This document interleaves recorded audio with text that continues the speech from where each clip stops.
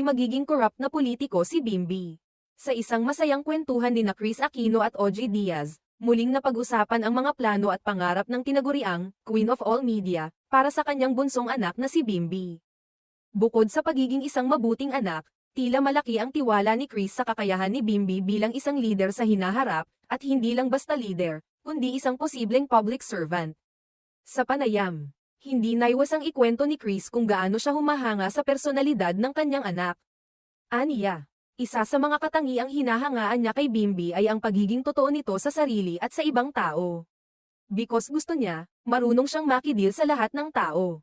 Sobrang honest nito, so hindi yan talaga magnanakaw at all, and magaling mag-budget, so maalagaan niya yung mga tao, sabi ni Chris.